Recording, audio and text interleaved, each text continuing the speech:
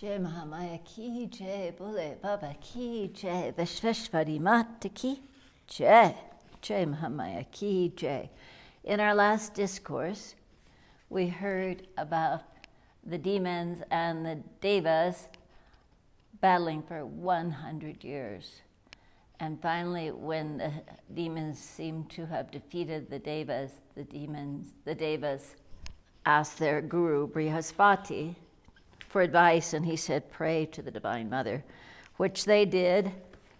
And she appeared to them and then came to the demons, and they didn't know what to do. They were afraid. They wanted to run away. But then one wise demon said, we should perpetuate her and praise her. And it was a beautiful discourse between Prahlada and the Divine Mother. And she said, this is not the time to fight the devas. Your time now is to be quiet and go back to your home in Patala and be peaceful. Beautiful story. If you didn't hear it, you might want to listen to chapter 15. Now we're going to move on to chapter 16. King Janamejaya spoke, O best of Munis, how did Vishnu of wonderful deeds get his incarnation owing to the curse cast on him by Bhrigu? What were his different incarnations in different manvantaras respectively? O thou well-versed in religion, O Brahmana, kindly narrate those sin-destroying deeds of Vishnu and his several incarnations that are the source of happiness, peace, and welfare to all humanity. Vedavyasa said, O king, here, I am narrating to you the incarnations of Sri Bhagavan Vishnu, which he had in several manvantaras and in the several yugas respectively. I will tell you now in brief what forms he took and what deeds he did in the various incarnations. In the Kaksusa Manvantara, the Bhagavan Vishnu took the incarnation of Dharma, and the two sons of Dharma, Narya and Narayana, were widely celebrated in this world. Then in the present Vaivasvata Manvantara, under the reign of Vaivasvata Manu, in the second yuga, Bhagavan Vishnu incarnated as Dattatreya in the shape of the son of Atri Rishi. Anasuya, the wife of Atri, was desirous to have her sons, the three devas, Brahma, Vishnu, and Rudra, and in fulfillment of her desires, the devas took their births in her womb.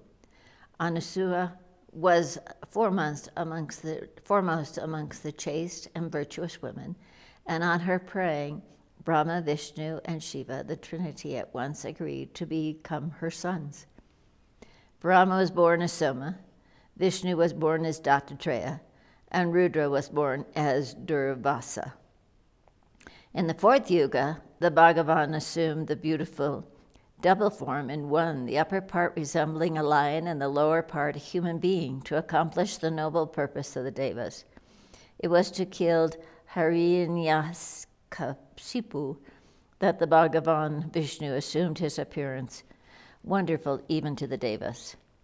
In the Treta Yuga, the superior and the best of all the yugas, the Bhagavan incarnated as Vamana, the dwarf, the son of Maharishi Kasyapa, to curb the power of Bali. The dwarf Vishnu took away by pretext the kingdom of Bali while he was performing a sacrifice and sent him down to Patala, the lower regions. Afterwards, in the 19th Yuga, known as the Treta Yuga, Sri Bhagavan Vishnu incarnated as Parasurama, very powerful, and the son of Jamadagni Rishi. He was very beautiful and graceful in his body, truthful and conqueror of his senses. He extirpated the Kshatriya race and gave the whole world over to the high-minded Rishi Kasyapa. O king, he is the Parasurama, the sin destroyer, the incarnation of Vishnu, and the doer of wonderful deeds. After that, Bhagavan Vishnu incarnated as Rama, the son of Dasaratha. Next, in the 28th Dwapara Yuga, he incarnated as the very powerful Arjuna and Sri Krishna, the Amsas of Nada and Narayana. To remove the load of the earth, these two were born, and they fought deadly battles in the battlefield of Kurukshetra. O king, thus the several incarnations of Vishnu arose according to the requirements of Prakriti, O king. These three worlds are under the control of Mother Prakriti. Whatever the Prakriti wishes at any time, she can fashion the world in that way. And she does this incessantly in accordance with the word divine, the highest Shakti, to please the Purusha without any cessation. In days of yore, the most ancient Bhagavan, the Purusha, the highest above all the qualities of Maya, formless, all-pervading, difficult to be conceived, without any decay, self-supporting, without any want, breathed these worlds, moving and unmoving. He manifested himself as the Trinity in the shape of the three qualities, Sattva, Raja, and Tamas, and which is called the highest Prakriti. This all-auspicious Prakriti shines differently according to the differences in time and circumstances.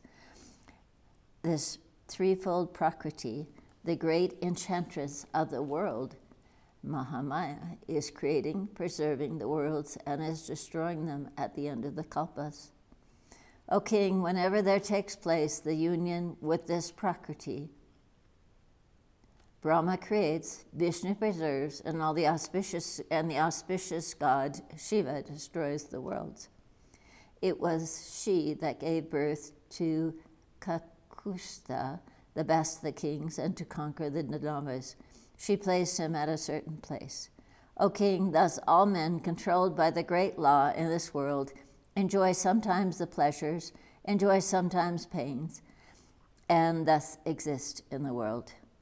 Here ends the 16th chapter in the 4th book of the Srimad Devi Bhagavatam of the Mahapurana of 18,000 verses by Maharishi Vedavyasa on the birth of the several avatars of Lord Vishnu and their deeds.